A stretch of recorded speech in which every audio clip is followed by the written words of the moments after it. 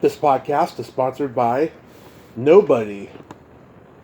Hey dudes, this is Susan Cosgrove, Crosshair Zombie number 3 in Dawn of the Dead, and you're listening to Tommy Throwback Kovac on Splat from the Past. Hey dudes, welcome to Splat from the Past, the only 80s themed horror sci-fi show where things can get totally radical. Now today I will be welcoming my record-setting 13th guest from George A. Romero's Dawn of the Dead, and I'm talking about Vincent T. Vock. Vincent he's a stage actor, but he's also a folk musician and an all-around jack of all trades. He's done many different things. He's written for publications. He worked in the group home system, which I want to get into because, as a lot of you know, I lived in a couple group homes before, and I can't wait. This is going to be an interesting conversation. And, he was in New York. I want to find out, what the folk scene was like by the time he got there, because I think he got there later. I don't think he was there in the 60s. But I'm going to ask him about all of that. And it's going to be a great conversation, and I just cannot wait. So, here is my interview with Vince T. Vock.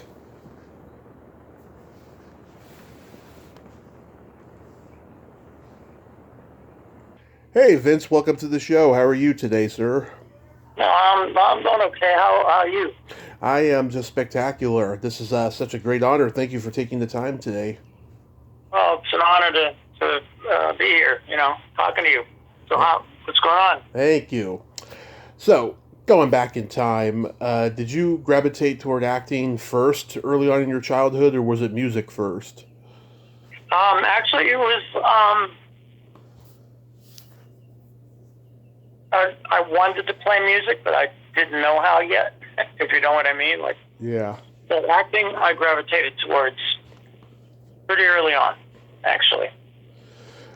Did your parents get you involved in school plays and community theater and all of that?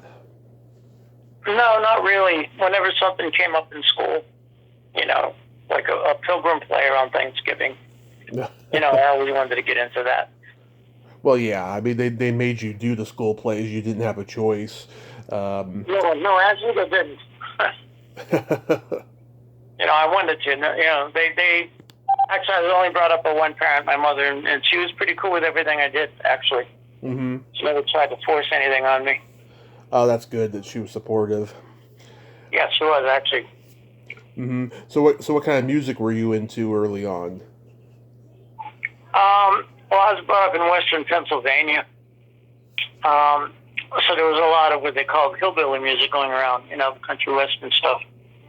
Mm-hmm. And so I was into that.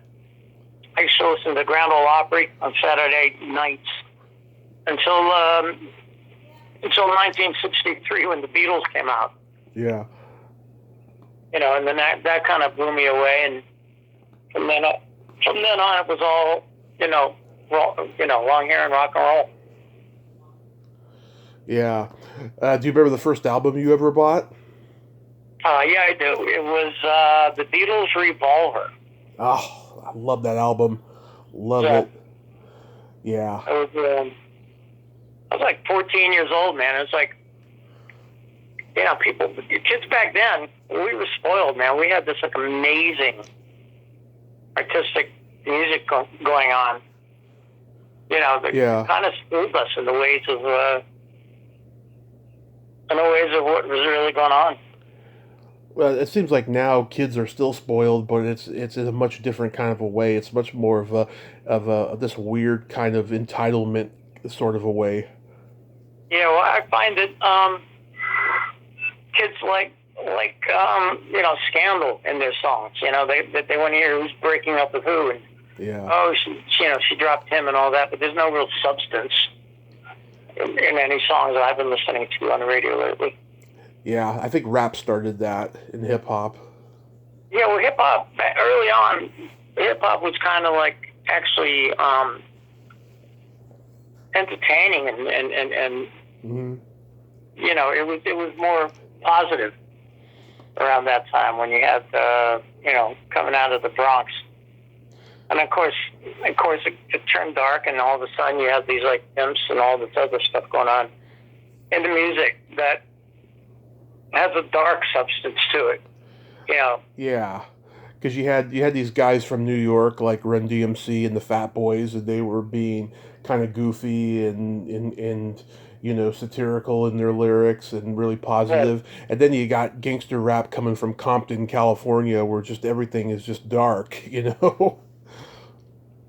it was all about bragging about how many women and how much money you had. It wasn't really, I didn't hear any real love songs coming out of that. Yeah. Anything with any kind of authentic emotion. Yeah, it's bizarre. How about, do you remember the first concert you ever attended? Yeah, Jethro Tull. Oh. Blew my mind away. I looked at it, and that actually, with that combined, I mean, they were very theatrical. They knew what to do with lighting and staging, and of course, Ian Anderson was such an athlete on stage. So they opened up the possibilities to me of acting and music, coming together like that. Like you could be a performing artist and be theatrical, Yeah. Not necessarily have theater going on, but having a theatrical performance. And of course, all these other guys followed suit, Mm-hmm. like big stage productions. But Tull was like, oof, my God. Did you see them on the Aqua Lung tour? The what? The Aqua Lung tour? Yeah, no, I saw the, I did actually. And then I saw the Thick as a Brick tour. Yeah. It just totally blew me away because it was like, they played for an hour and a half, but all their other songs melded into the performance, and then they were done, and they come out for an encore, and Ian Anderson goes, okay, now for our second number. It was just amazing. They had, and they were a tight band. They not one slacker among them.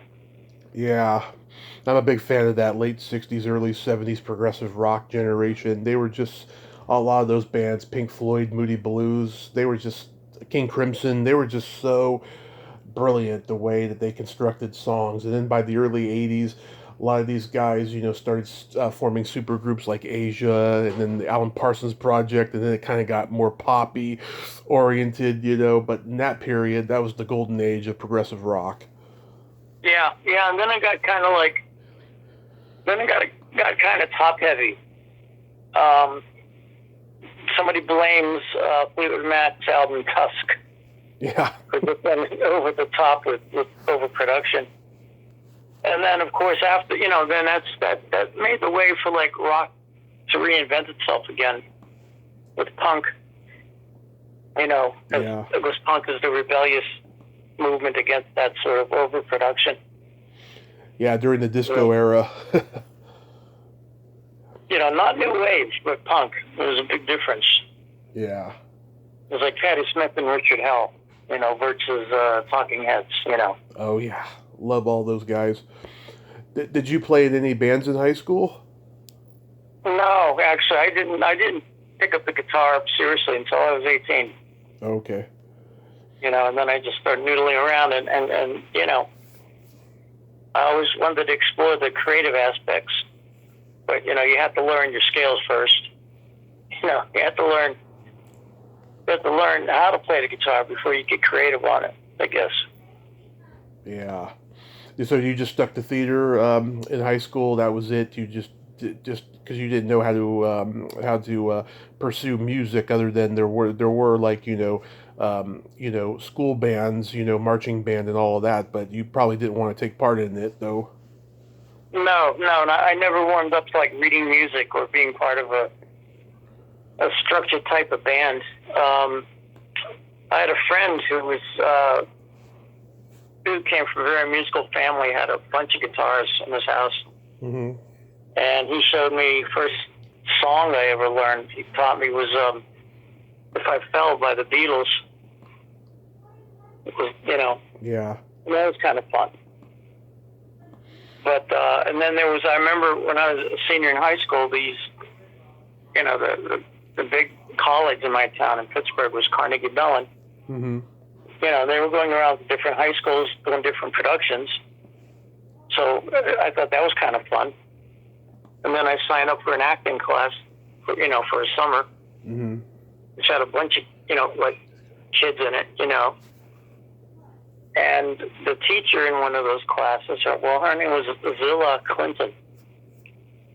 Mm-hmm. And she's the one that, she knew every actor in Pittsburgh, and she's the one that got me my gig on Dawn of the Dead and other short videos and film. She was always like, "Hey Vince, do you want to be in this show or that movie?" And I said, "Yeah, sure."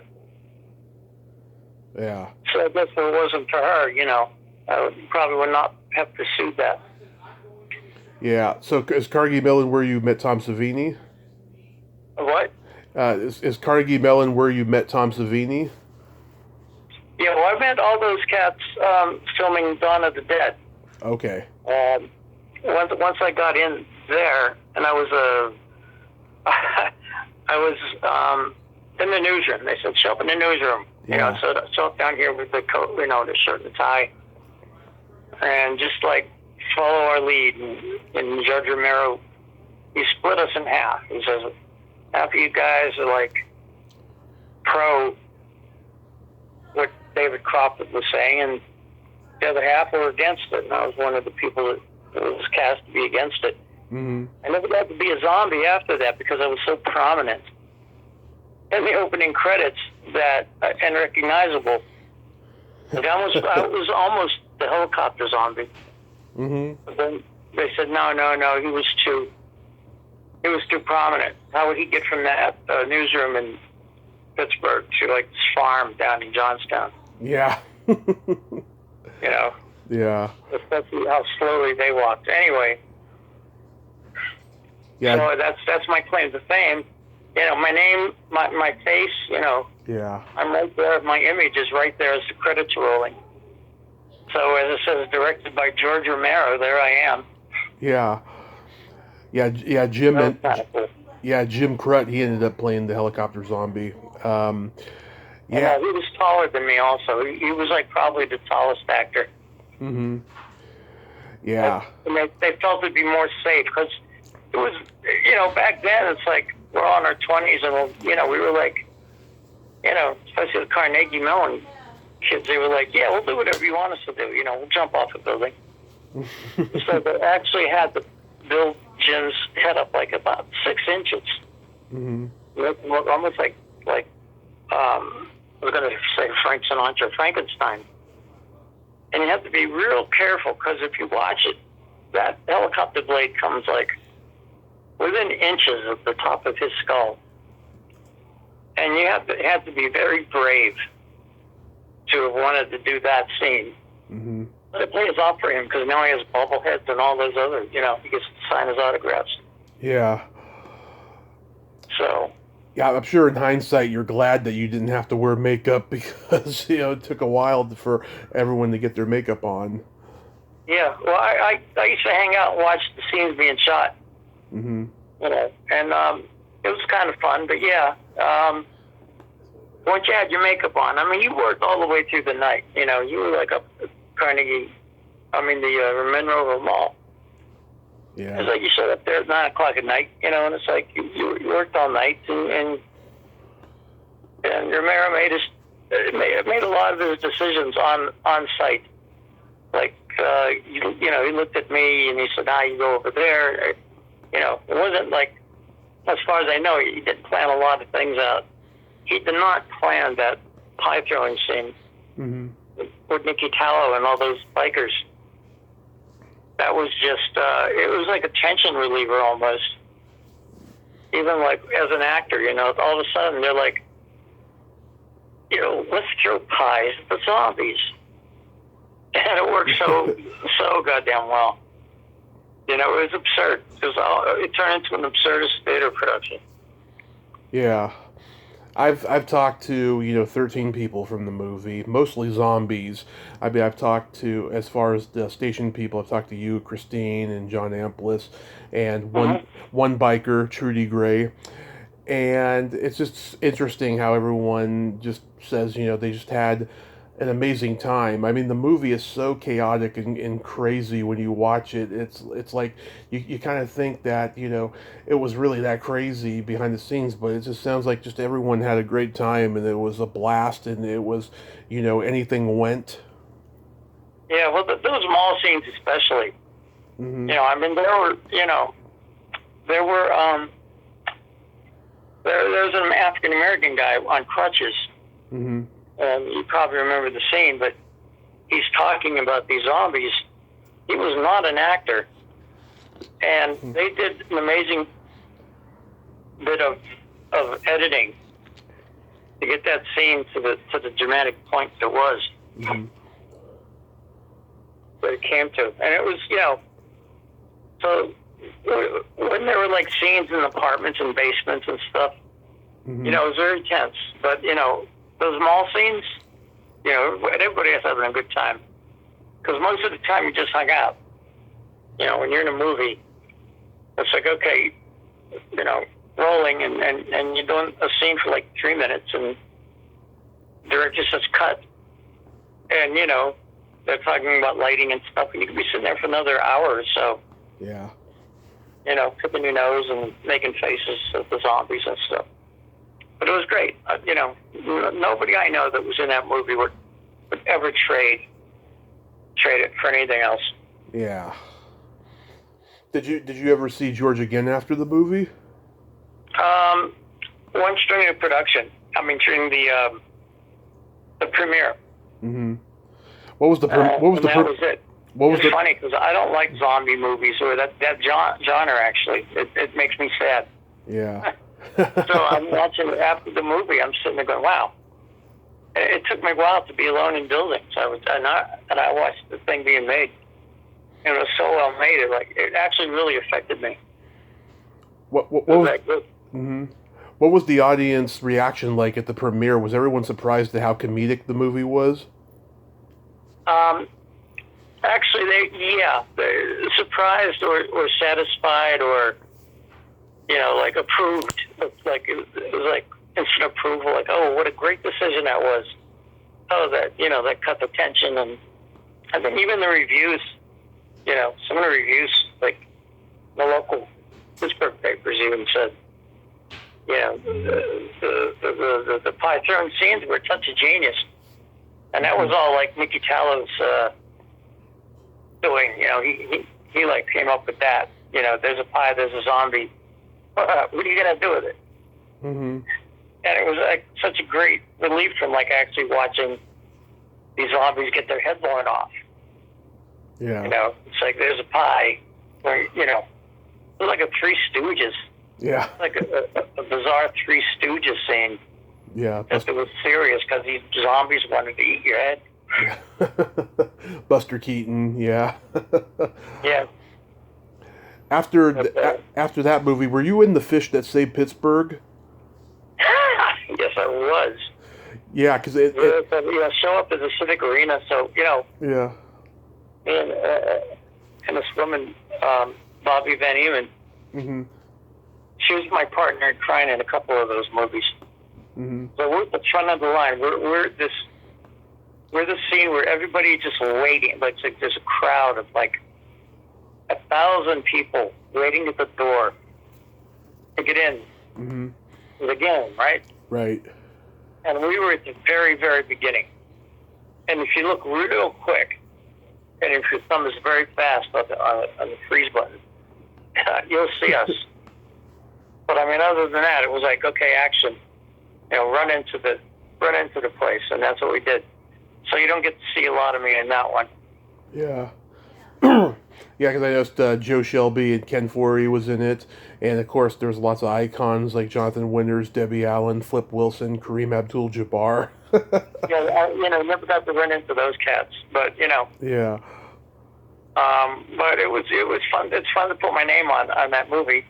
Mm-hmm. Even though you can't see me and I have no real relevant part in it.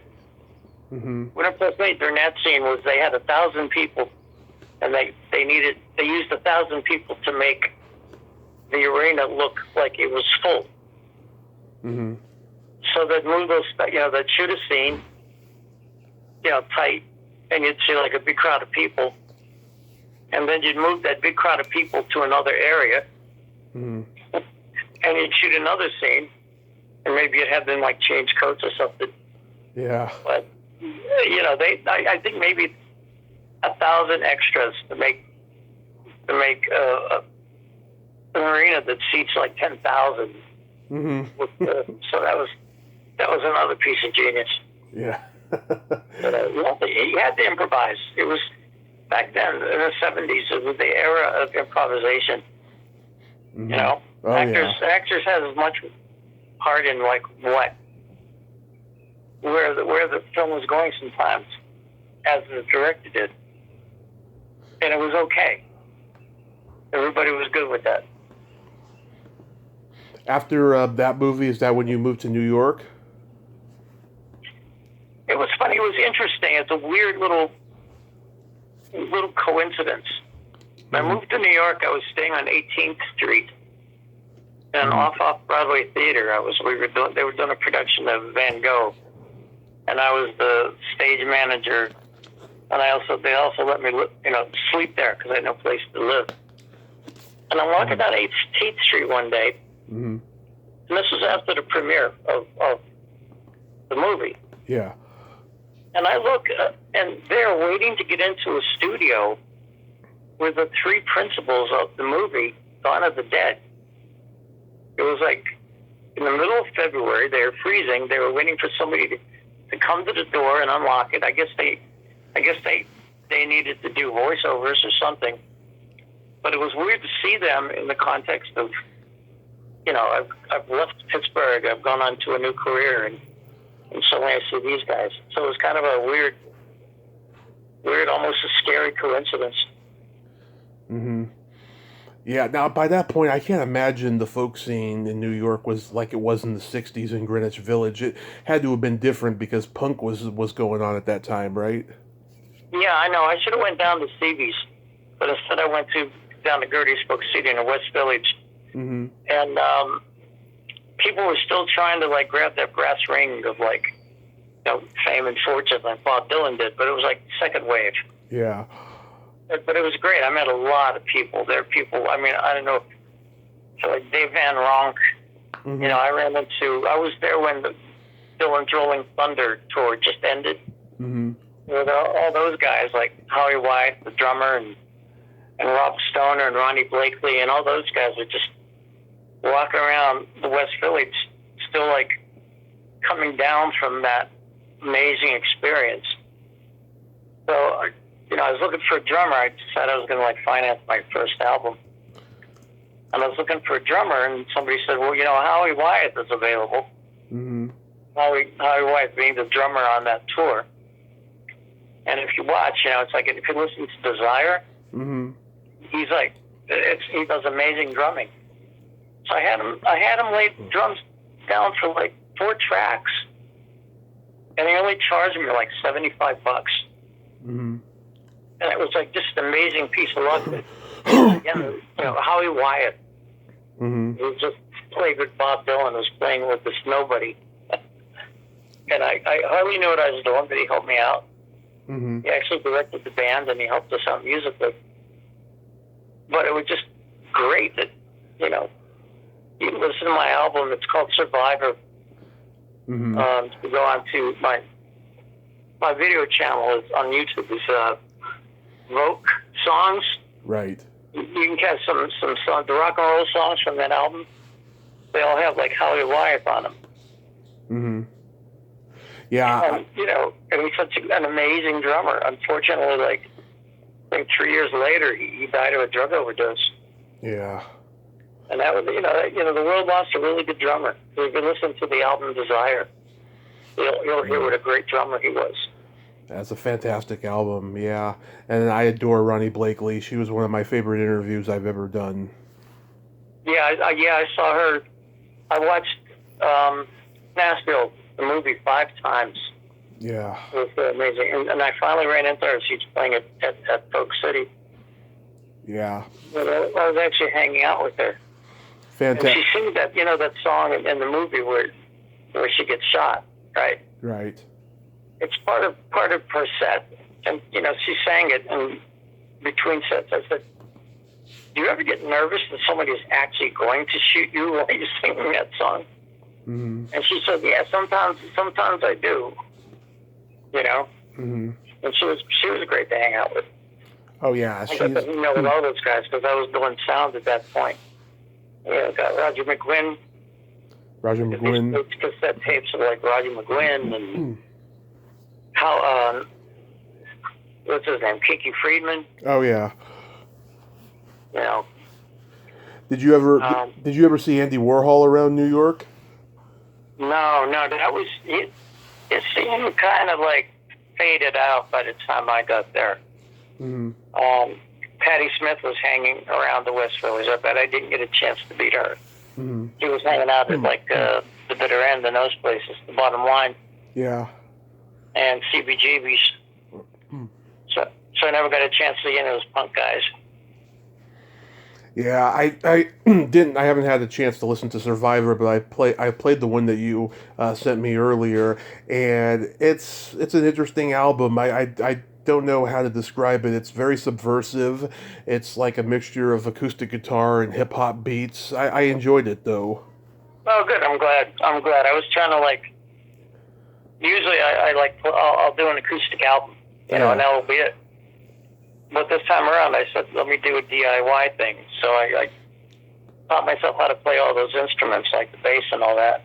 Mm-hmm. And it just happened to get my stimulus check as I was looking at a Mac in Circuit City. So I bought an iMac, and I had access to GarageBand and unlimited tracks and all these great beats. So I said, fuck that. So in 3 months' time, couple of the songs were brand new that I wrote for the album, and it has a theme to it. It's about codependence. Yeah. I was in a very heavy codependent relationship at the time, and that's my ode. That's my ode to drug addiction and codependence. Yeah.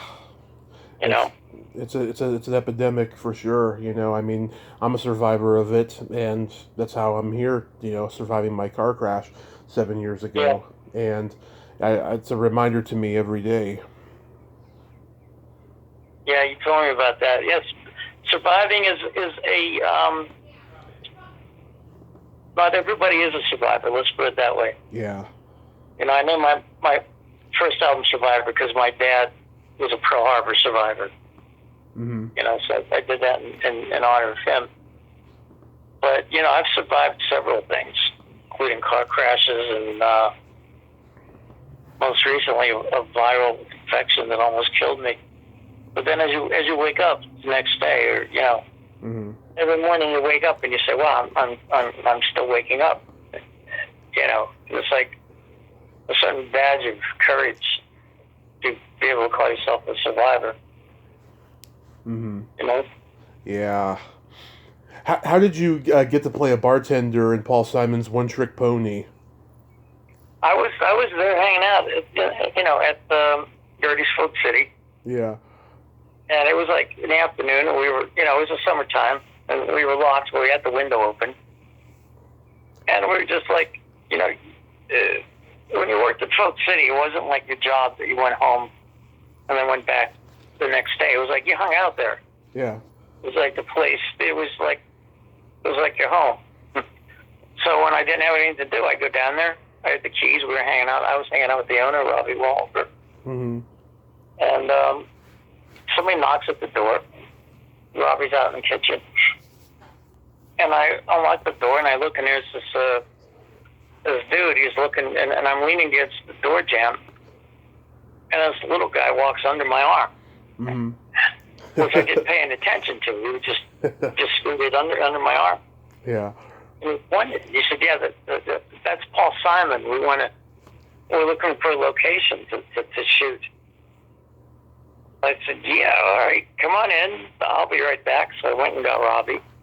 I said, "Robbie, Paul Simon is in the house." Yeah. And the director was there with him. And I said, "You guys want a drink?" And they said, "Yes." I went behind the bar, and I poured everybody a beer. And the director said, "Oh, I want you to be the bartender in the scene." Mm-hmm. I said, "Oh, okay." It happened just like that. You know, no auditions, no like anything. It was like, "All right, yeah, you be the bartender." I said, "All right." So the time came along, and, you know, then like a day or two later, they set everything up. They had to put like blocks of wood under Paul Simon's bar stool so you could see him Mm-hmm. in the mirror behind the bar because he was that short. So if you look at the scene, there's a scene right near the end where he goes and has a drink and he's crying into his beer because things aren't going right at the studio. And you see him in the mirror, and there's me. I got a beard and I'm serving him a beer. Mm-hmm. But, you know, you could see him in the mirror. And that's because they had to put blocks under his bar stool to make him tall enough so you could see him in the mirror. Yeah. But that was kind of fun. Yeah, is Paul Simon a good guy? Oh, yeah, he was great. He was very serious, Mm-hmm. you know, because he never, you know, he was out of his element because he had never directed a movie before. But he was serious, but he was very, very, you know, Yeah. he was pretty respectful and a pretty cool guy. Yeah, when he used to go on Saturday Night Live, he was hilarious. Just deadpan hilarious. You know, just being the little guy, you know. I know. I mean, he is really very short. Mm-hmm. Although about a year later when I saw Bob Dylan backstage, he was pretty short too. Like, they're both like 5'3". Yeah. Yeah, it's these short guys somehow. They have to overcompensate by being brilliant. Did you? Yeah. Did you get to meet Lou Reed? I did. Robbie put together an award show called the New York Music Awards. Mm-hmm. And so there were a couple of years where, you know, I was backstage, you know, volunteering. And one night I ran into Lou Reed, Paul Simon, Lenny Kravitz, Howard Stern, you know, Robin Quivers, Miles Davis, you know, Run DMC. I mean, all these guys, all these like New York guys were accepting awards. And it was great. They were all backstage at the same time.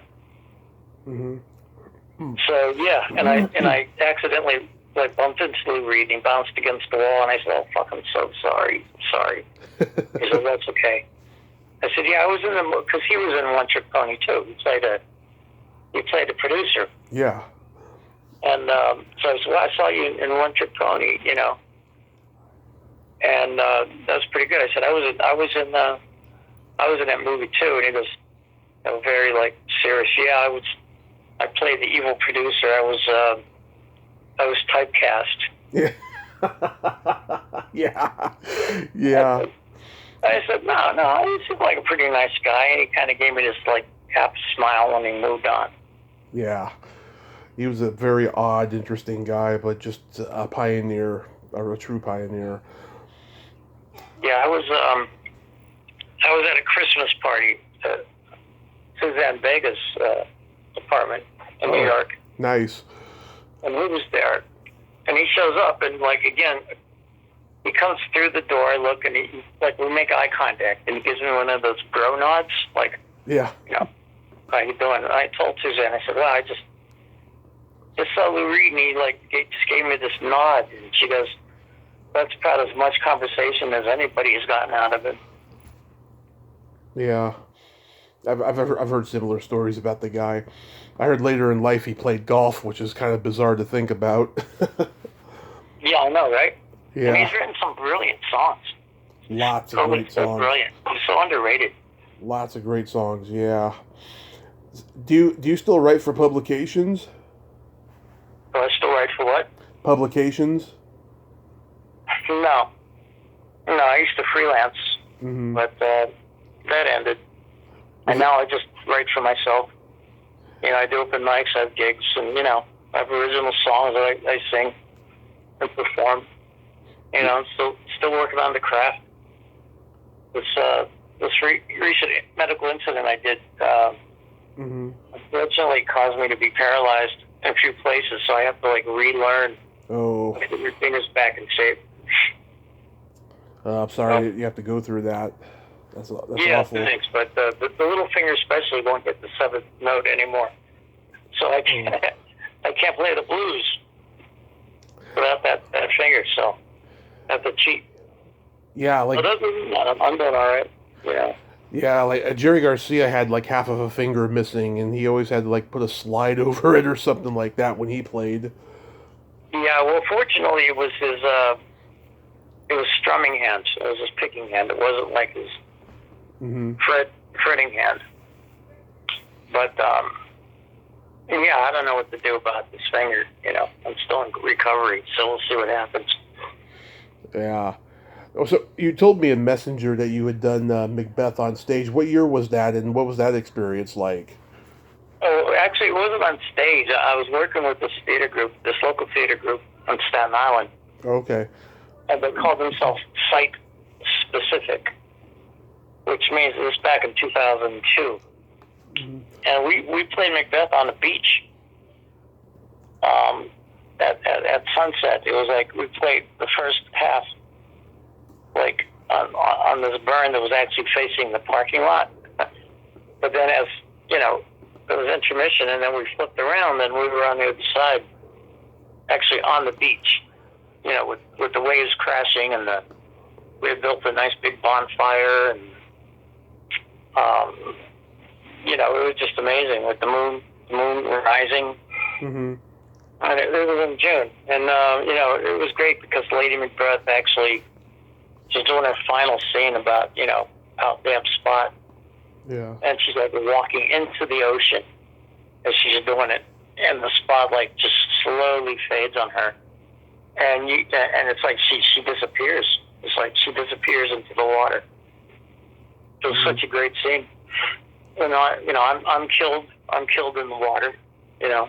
And they actually put a cabbage in a bag, and that was my head. You know, it was like, look, I slain Macbeth, blah blah blah. But it was great. It was a lot of fun. Oh my God. You know, I'm one of those actors that can actually say that, you know, I've played Macbeth. I've mangled Shakespeare with the best of them. Yeah. What year was that? It was back in 2002, and I still had some good hair left. You know. Yeah, I was looking in the mirror today. I was like, God, my hair is just going away fast. It's been like that maybe for about 15 years, but it's really going away fast now, and it's getting grayer. Yeah, so I gave up. I joined the club where you shave your head, you know. The hair club for men. Club. Yeah. You know. Yeah, not only am I the president, I'm also a member. Yeah, exactly. I remember. Like, some white dude with a bald head and goatee commits a crime. You know, you go round up about 20 guys. And so, was that him? No, maybe, I don't know. Like after a while, I was like, well, you have bald head, you had a goatee. And it's like, okay. So, like, who, you know, what guy over 50 does it? Like Staten Island. So, when I was doing research on you, I was shocked to find out that you had worked in the disability group home system as an assistant manager. I lived in 2 group homes during my homeless days, and it was not a good experience. How did you get involved with it? Well, it was... ours was a little different because we were housing individual adults with mentally handicapped, you know, disabilities. So you actually had to be like real spot on with these guys. You couldn't like, you know, whatever they wanted to do, you had to kind of let them do unless it was dangerous, and then you had to redirect. But you know, a couple of these guys were from South Beach Lakes. But you had to, you know, it was a house. It was actually a residential environment. Yeah. And, you know, and a couple of these guys were older, and they were from Willowbrook.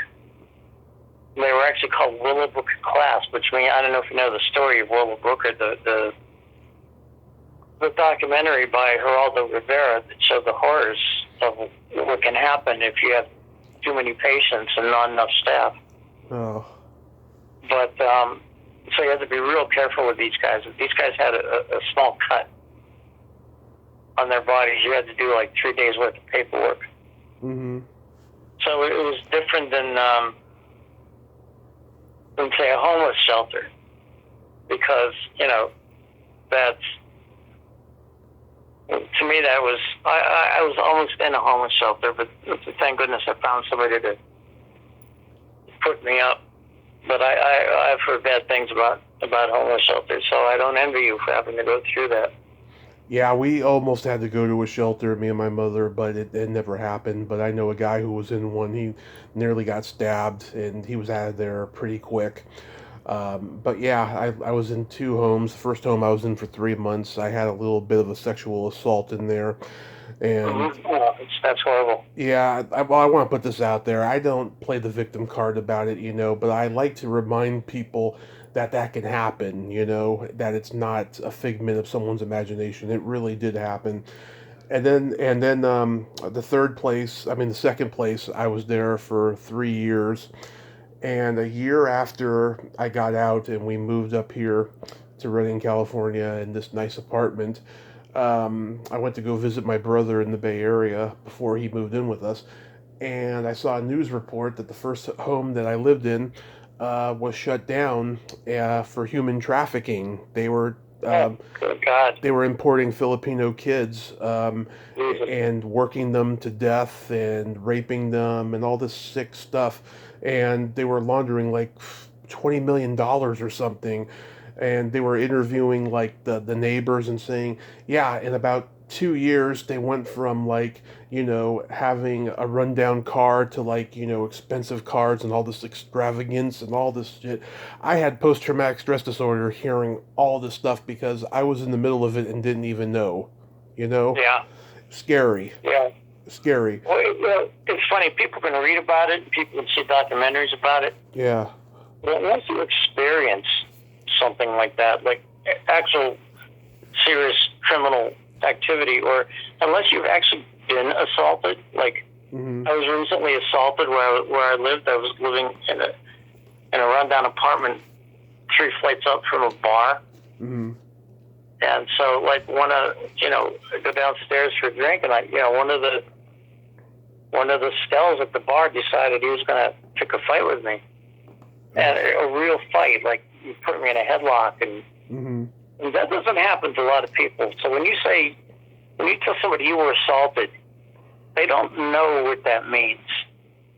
They can envision maybe what they've seen on television being reenacted, or maybe they've seen things on YouTube, but unless you've actually experienced it, like you and I have, it's like people don't understand what that means, that you become traumatized. It does. Oh, that's okay. Oh, do you have any chocolate instead of strawberry? Oh, is it? Oh, terrific. Sorry, I'm in a hospital bed here, so I'm getting some medication. Oh, okay. Yeah. Oh, thank you. Okay. Everything good. Yeah, I see it. Thank you so much. Okay, thank you. And this is the okay? I see. I hope they're kind very good. Okay, thank you. You're very good. I appreciate it. Yeah, I can't do the strawberry. Oh, okay. Take it back. Thank you. Take the medicine for me. Oh, yeah, okay. Thank you. Mm-hmm. Thank you. There you go. Okay? Yep. So, yeah, I get, Yeah. I'm in the hospital bed now because I'm still recovering from that. Oh. So you heard some real things going on here. I've interviewed I've interviewed so many people who did their interview in different places. Never a hospital bed. This is a first for me. I love the fact that I can't eat the food here. It's so bad. Oh yeah, I know. And I won't eat the food, and they know it. So that they brought me like Ensure. Oh yeah, they brought that to me too. Yeah, when And I I was asked them, I said, please don't bring me strawberry. I can't do strawberry. So they brought me chocolate. So. yeah, I couldn't take any of that stuff when I was in the hospital. It was like 3 months from the time I woke up from my coma. It was about 3 months before I could have an appetite again. And when I did, it felt great. I just felt like I was never going to eat again. They brought me Ensure, and I didn't like it. I couldn't have it. Yeah. Well, they try the best to make it look like, it tastes like chocolate milk. Yeah.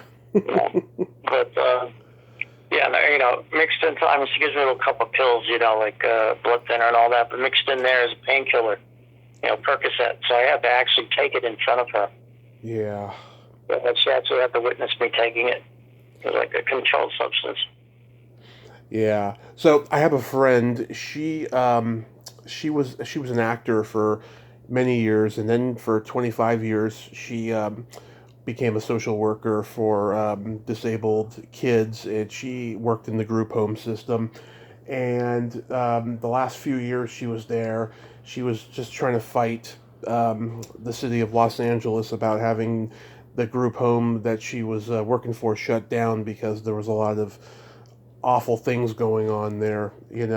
It's great. It's great to hear though where you're at though. The system is a lot different because over here it is just needlessly corrupt. I have to say. Yeah, well, I find that my sister lives in Pittsburgh. She's a senior citizen, and she's always like, like there was mold in her apartment, and people denying it. They were painting over it. And she was trying to get a hold of some government official to say, look, I have mold in my apartment. And, they were so corrupt. It was like, you realize that the owners of these, like, senior housing places, they're privately owned. And they bribe the local politicians. And they cut corners and, so it is pretty corrupt, But I got to say where I am now, aside from the food sucking terribly, yeah, I'm not in a bad place. I actually was in the ICU. I was in a coma for 2 days. Yeah, I almost died because my whole body was just atrophying. And it was funny because my roommates, I passed out. I fell down, and they texted me. They go, "Do you want Chinese food?" Yeah. And I didn't answer because I was like totally. In a coma. So I finally recovered, and they felt bad because they waited 3 days to check up on me. And I said, next time I don't respond to Chinese food, you call an ambulance immediately. Yeah. Oh, yeah, I mean, I was ordering pizza, I was getting burritos for Cinco de Mayo at that time, everything. I went crazy by the time my appetite came back. Yeah. Yeah. Well, I'm watching these, at night I can't sleep, so on TV I'm watching these cooking shows. And they're making like these deep fried chicken burritos and all this, these steaks, and they're, and I'm watching, and I'm looking at, and I'm living in I'm in a Jewish home facility, so they only serve kosher food here. Yeah. And so it's like they don't serve any bacon or anything like that. So finally I broke down and I went on Grubhub and I had them deliver a bacon and cheese sandwich to me. I couldn't take it anymore. I had Grubhub, yeah.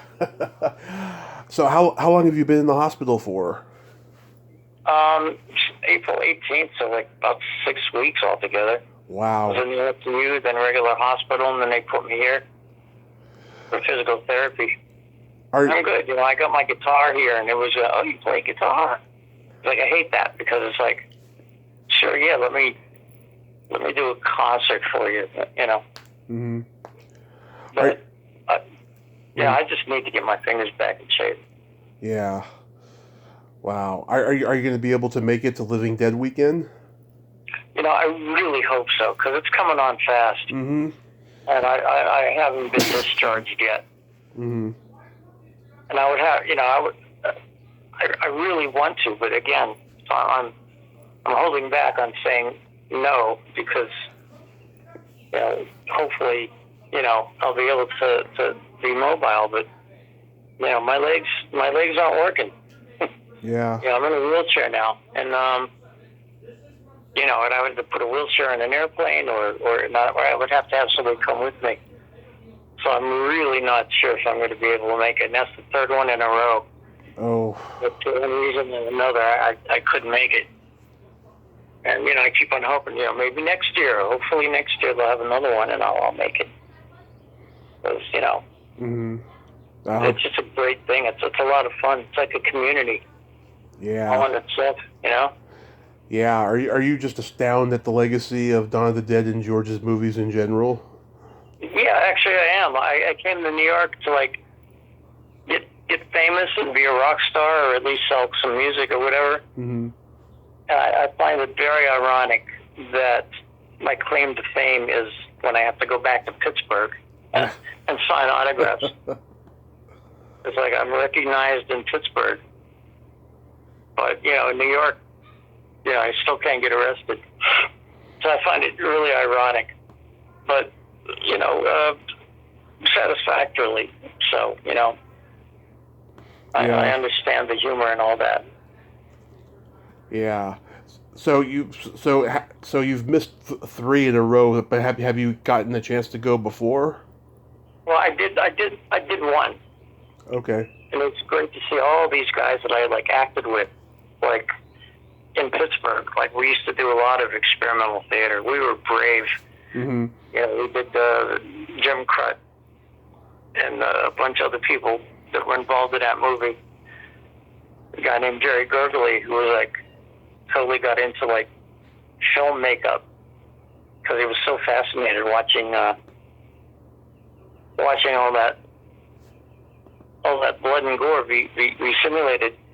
I learned how to make blood. I recently did a video. A friend of mine wrote this love song called Melanie. Mm-hmm. And I'm going, you know what, let's make it like a vampire video, like Melanie's a vampire. And it was great because it's you get taro syrup, you get clear syrup, and you throw some red dye in it, and there's your blood. Yeah. And, actors, because if you buy blood in a store in Party City, it's has all these really bad ingredients in it. Yeah. That you don't want to put in your mouth. So with this Karo syrup, it tasted good. I had the girl that played Melanie, she had a mouthful of blood. Mm-hmm. And I said, okay, pretend to bite him and then spit the blood out on his neck. And, and it worked great. It worked great. And she's licking her fingers and she's being this devious little vampire. Mm-hmm. And I learned all that, in Dawn of the Dead. I've seen some low budget horror movies. The blood is just obviously strawberry syrup, and it looks so fake and so bad. Yeah, it used to be ketchup. Yeah. But this blood, is very authentic. Mm-hmm. It has there's a base to it. A thick, viscous base to it. When you add just maybe a half of a little bottle of red dye, number 2. Mm-hmm. And you mix that all up, and you get yourself a nice little bottle of blood there. Yeah. Yeah. So do you have anything else upcoming that you'd like to mention? I mean, I know you've been in this situation for a month now, but I mean, do you have any hopes or anything you want to bring up? Nothing I can mention. I really hope to be at the convention this year. Yeah. I actually missed 2 in a row, and that made me sad. And then last year, the year before, it was COVID, so all those dates were messed around. But no, right now I'm just trying to recover and get my chops back. The album that you mentioned it's called Unspecial Pain. You could listen to that on Spotify. Right. You can stream that. And I go by the name of Father Crime. That's my stage name is Father Crime. And I just went on a lot of local open mics to keep my to keep my performance abilities going, because there was like 2 years where nobody was playing out, and you're playing on Zoom, Mm-hmm. So playing in front of a live audience, so refreshing, and that's where it's at, Yeah, and they got a good lineup too this year at Living Dead weekend. You got all the Dawn of the Dead people. You got some of the people from the 1990 remake of Night of the Living Dead, and even a guy from the 2004 remake of Dawn of the Dead. Interesting. I saw a meme recently on Facebook. It might have been on one of your Facebook sites. Mm-hmm. It was George Romero's, sitting there, and he goes, "Real zombies don't run." Yeah, it sounds like something he'd say. Yeah, I hope they do a creep show 40th at the next one in October. That would be great if they did that. Oh yeah. Oh, I met what was his name? Cletus Anderson. It was to earn money in my 20s. I was actually a live art model. And so I modeled for some of his classes, because he had a costume design class at Carnegie Mellon. Mm-hmm. So I met that guy, Cletus Anderson, and just all those guys they were so aware of their craft, and they knew what they were doing, and it was like, that was it. And it shows even today. You watch Dawn of the Dead, Mm-hmm. and you cannot do any other zombie movie or TV show that compares to the heart and soul of that movie. I know. Because it wasn't just these random zombies; it was your loved ones. It was like, and that's what made it hurt. That was the pathos of the whole movie. It was like they were hiding them. They were hiding zombies in their apartment, hoping for a cure. Yeah. And that was the sad part of it. It was your loved ones, and they weren't necessarily out to hurt and kill you. They just wanted you to be a zombie like them. Yeah.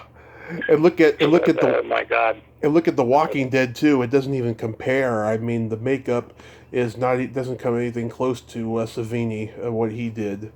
No. And what I love too is Romero let the actors be creative. Mm-hmm. Like, what would zombies really be? So, the woman shows up as a nurse. Mm-hmm. That was her idea. Because, she was obviously a nurse when she became a zombie. Yeah. And I love the suicidal zombie with the rifle pointed at his head, at his own head. And it was like people showed up in costume. Like, don't just show up in street clothes. Show up in the Krishna. Mm-hmm. The zombie Krishna, to me, was the best. Yeah. Romero let okay, you're going to be a zombie, but, show me a real person that just became a zombie. Yeah, Joe put me in touch with Sharon Hill. He posted today on Facebook that she just lost her sister, so it looks like I have to wait a bit before I do an interview with her. But That's good. But at least it got the ball rolling, So we'll see. Yeah. Because she's been on my bucket list since the very beginning. She was one of my favorite zombies, probably my favorite zombie of the entire movie. Have you spoken to David Crawford yet? No, I haven't been able to get in touch with him. He lives in Pittsburgh. I don't have his number, but I'm sure he's equity. Yeah. So, as a professional contact, you should be able to, through his agent or through the union, get in touch with him. I remember, I think a year ago, maybe 2 years ago, I reached out to Lenny Lies, and he said yes to me, and then every time I messaged him to put it all together, and stuff, he never replied me back, and I was like, okay, he's living up to his last name. Yeah, that's funny. Yeah, I don't know if I'll get to talk to him, but yeah, I mean, I've been so blessed with all the people from the movie that I have talked to, that next year is the 45th anniversary, and maybe I'll get Ken or somebody. I remember I reached out to Galen 5 years ago, and she didn't want to do it at the time. Maybe I'll reach back again next year. Who knows? Yeah, I mean, it's really to me, this is like a telephone conversation. Yeah. And it's not like a big, effort to be able to do this. And I appreciate you reached out to me like this. Absolutely. And I hope you get out of the hospital safe and sound, and you get to go to Living Dead weekend. And I want to thank you so much for coming on today. And yeah, I had no idea that you were in that situation, but I'm glad that it all worked out and that we had a good talk today. Yeah. I mean, again, to me, this is kind of a healing thing for me, because I'm sitting here going, well, what's next? Yeah. and for you to reach out to me and like that, it was like, yeah, I have things going on, kind of thing. So again, thank you for reaching out to me. My pleasure, Vince. This was an absolute honor. So be safe out there and have a great night. Yeah, you too. It's what is it now? It's 4:00 out in LA, right? It's 5:00 now. Right. So you if you haven't had supper yet, have a good supper. Have a good just have a good day. Thank you, sir. Thanks for the interview. Thank you, sir. God bless you. Yeah, you too. Be well. Okay. Bye-bye. Yeah. Bye-bye. Well, there you have it. The great Vince T. Vaughn. Ain't he a cool dude? Oh, I had no idea he was in that situation. That took me by surprise, and I'm glad I got to make his day, give him a little bit of hope and optimism that way. He certainly gave it to me, and I thank him for it. That is just so wonderful that I could do that. Well, until next time, this is Tommy Throwback Kovac saying, there's no shame in living in the past, because the present sucks. Later, dudes.